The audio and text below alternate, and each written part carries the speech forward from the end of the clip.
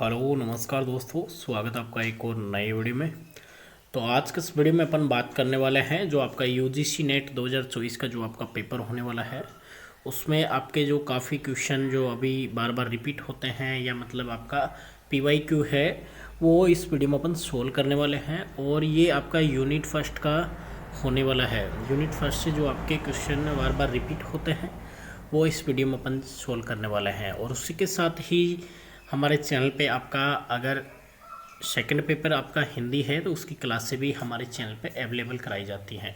तो वीडियो की शुरुआत करने से पहले आप हमारे चैनल पे नहीं हो, चैनल को सब्सक्राइब कर लीजिएगा, बेल आइकन को प्रेस कर लीजिएगा और वीडियो अच्छा लगे तो वीडियो को लाइक कर दीजिएगा और अपने दोस्तों के साथ शेयर जरूर कर दीजिएगा। तो शुरुआत करते हैं अपन। यहाँ क्वेश्चन आप देख पा रहे होंगे, निम्नलिखित में से कौन सा कथन समुच्चय शिक्षण की प्रकृति और उद्देश्य का उत्तम ढंग से विवरण प्रस्तुत करता है? नीचे दिए गए कूट में से अपने उत्तर को चुनिए। तो पहला है शिक्षण और अधिगम अविच्छिन्न रूप से संबंधित है। शिक्षण और प्रशिक्षण के बीच कोई अंतर नहीं है। समझ शिक्षण का सरोकार छात्रों में कुछ प्रकार के रूपांतरण को सुनिश्चित करने से होता है। समस्त अच्छा शिक्षण प्रकृति में औपचारिक होता है। शिक्षक एक वरिष्ठ व्यक्ति होता है। शिक्षक एक सामाजिक कृत्य है जबकि अधिगम एक व्यक्तिगत कृत्य है। तो इसमें जो आपका राइट ऑप्शन रहेगा, देखो 1 नंबर आपका सही है, इसमें 3 नंबर आपका सही है, 2 नंबर का जवाब देखो यहाँ अंतर नहीं है तो ये गलत बता रहा है। उसके बाद में आपका है 6 नंबर सही है, 1 3 6 इसमें औपचारिक बताया गया है और इसमें वरिष्ठ व्यक्ति का बताया गया है। तो 1 3 6 तो आपका राइट ऑप्शन हो जाएगा सी नंबर। तो आपका सी राइट हो जाएगा। नेक्स्ट रहेगा आपका, एक अध्यापक के रूप में आपके द्वारा तैयार किए गए परीक्षण के मामले में निम्नलिखित में से कौन सा कथन सही है? यदि परीक्षण विश्वसनीय है तो वह वस्तुनिष्ठ होगा। यदि परीक्षण वैधता रखता है तो वह विश्वसनीय भी होगा। यदि परीक्षण विश्वसनीय है तो वह वैधता भी रखेगा। यदि परीक्षण वैधता रखता है और विश्वसनीय है तो यह उपयोज्य होगा। तो इसमें कहा गया है कि आपका जो परीक्षण है उसके रूप में कौन सा कथन सही है। तो देखो आपका परीक्षण अगर वैधता रखता है तो वह विश्वसनीय भी होगा। तो आपका 2 नंबर ऑप्शन इसमें राइट रहेगा। उसके बाद में नेक्स्ट क्वेश्चन आपका रहेगा, निम्नलिखित में से कौन सा कथन टीम शिक्षण की अवधारणा को सर्वोत्तम रूप से व्याख्यायित करता है? 2 से अधिक अध्यापक शिक्षण कार्य करते हैं। 2 से अधिक अध्यापक एक ही कक्षा को एक साथ मिलकर पढ़ाने की योजना बनाते हैं और पढ़ाते हैं। 2 से अधिक अध्यापक अपनी विशेषता के अनुसार एक ही कक्षा को पढ़ाने की योजना बनाते हैं और पढ़ाते हैं। अध्यापक की एक टीम जो विद्यार्थियों को पढ़ाने हेतु तैयार और उपलब्ध रहती है।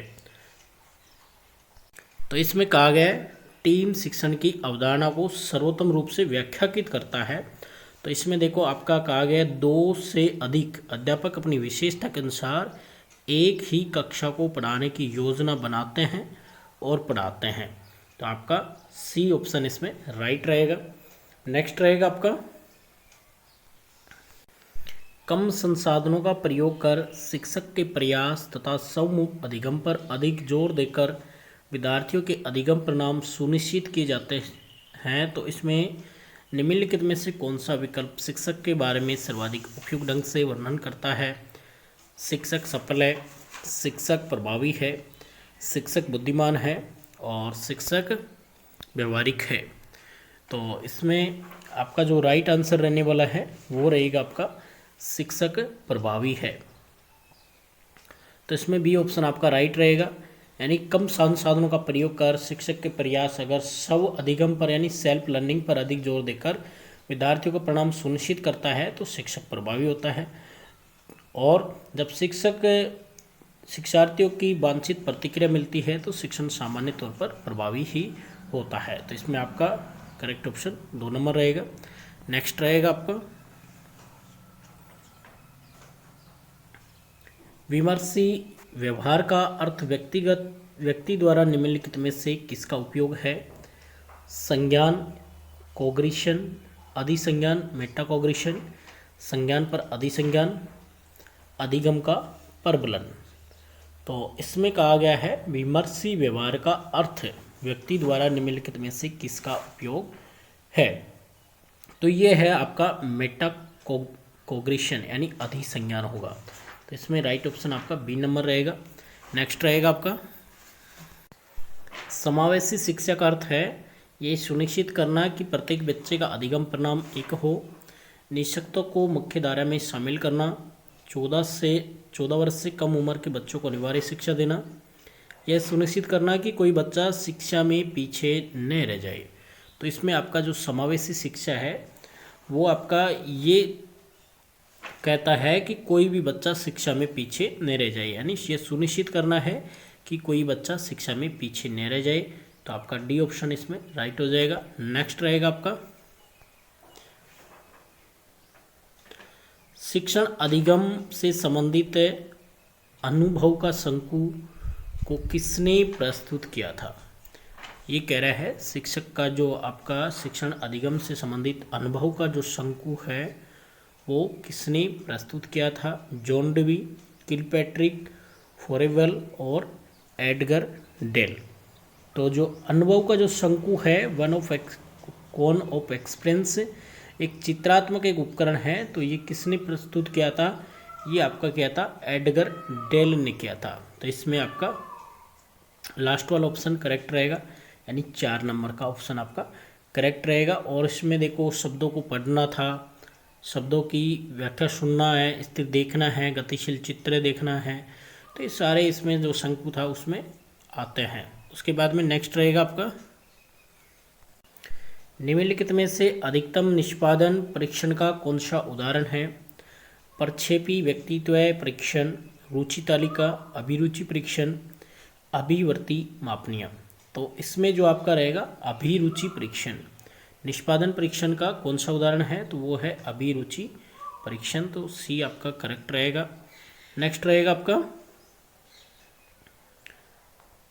शिक्षण विधियों के स्पेक्ट्रम में निम्नलिखित में से किसे संवादात्मक कहा जाएगा।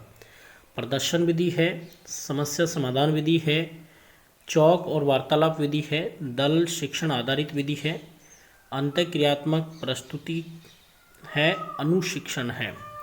तो इसमें कहा गया है आपको यानी संवादात्मक कहा जाएगा। तो इसमें आपका देखो एक तो समस्या समाधान विधि रहेगी और उसके बाद में आपका अंतःक्रियात्मक प्रस्तुति रहेगा और एक अनुशिक्षण रहेगा।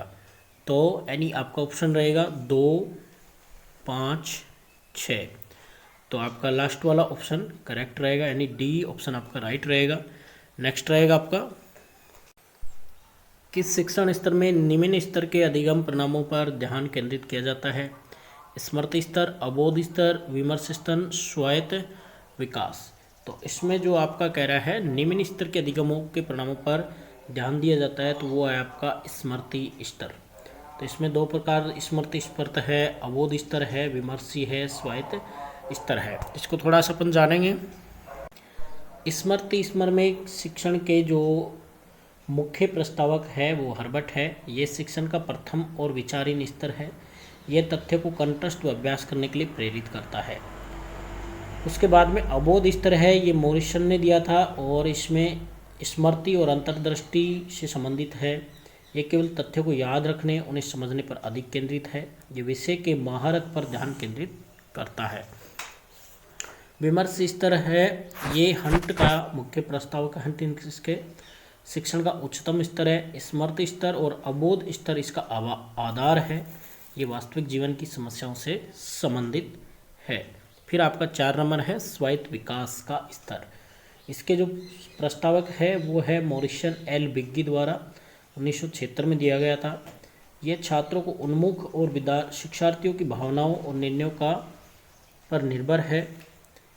यह कक्षा के बाहर स्व अध्ययन से और इसमें किसी प्रकार के औपचारिक शिक्षण की आवश्यकता नहीं है। तो ये आपका स्वायत्त विकास का स्तर हो जाएगा। नेक्स्ट आपका रहेगा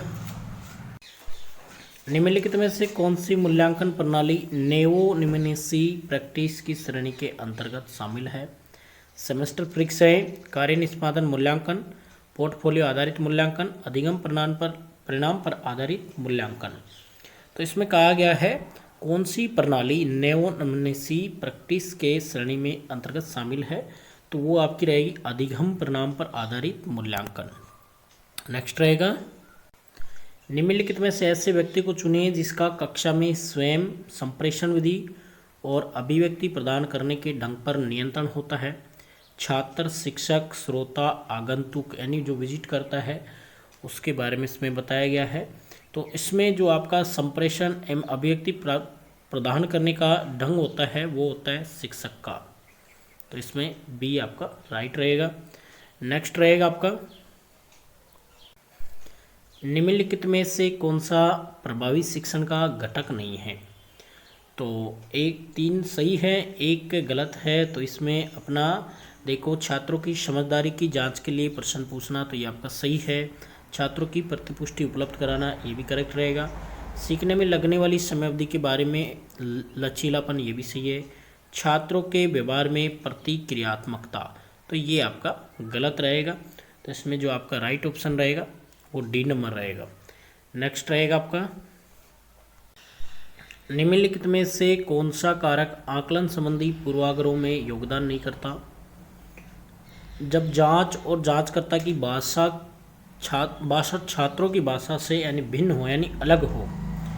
फिर दूसरा है मध्यम वर्ग के मूल्यों का समर्थन करने वाले उत्तर। तीसरा यह रहेगा, यदि आकलन पद्धति लचीली और विविधताओं युक्त हो जिससे सुविधा वंचित छात्र सहज हो सके। नेक्स्ट रहेगा, छात्र की अमूर्त रूप से तर्क करने की क्षमता के आकलन हेतु वस्तुनिष्ठ परीक्षण। तो इसमें कह रहा है नहीं करता है। तो आपका इसमें रहेगा, यदि आकलन पद्धति लचीली और विविधता युक्त हो जिससे सुविधा वंचित छात्र सहज हो सके, तो ये आपका नहीं करता है। तो इसमें आपका सी करेक्ट रहेगा। नेक्स्ट रहेगा आपका, नीचे दिए गए विकल्पों में से ऐसे कारकों की पहचान कीजिए जो शिक्षण की प्रभाविता में योगदान नहीं करता। शिक्षक की सामाजिक आर्थिक पृष्ठभूमि, ये कह रहा है शिक्षक की सामाजिक आर्थिक पृष्ठभूमि, छात्रों को प्रसन्न करने में शिक्षक का कौशल, शिक्षक का विषय ज्ञान, छात्रों के साथ शिक्षक का व्यक्तिगत संपर्क। तो इसमें कौन कौन सा आपका नहीं करता है।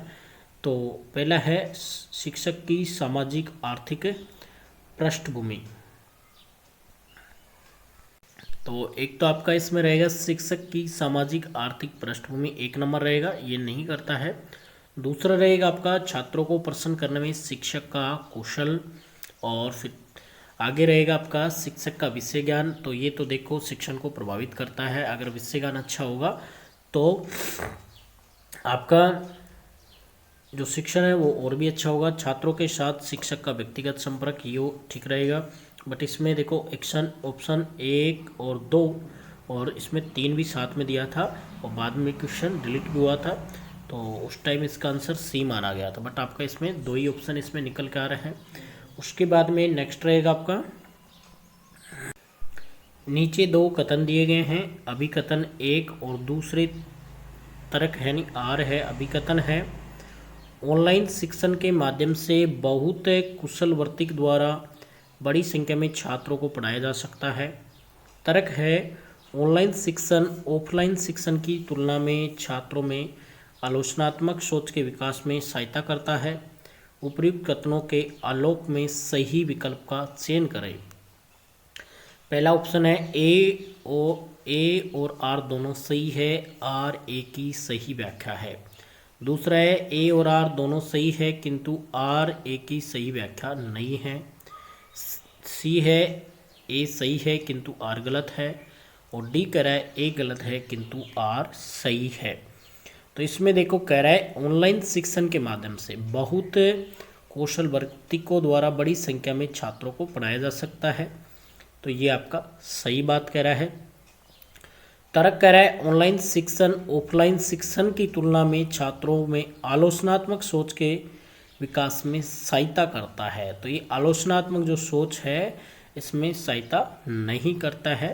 तो इसमें देखो आपका जो ए ऑप्शन यानी कि कथन आपका सही है किंतु उसका आर गलत है, तो इसमें आपका ऑप्शन रहेगा सी।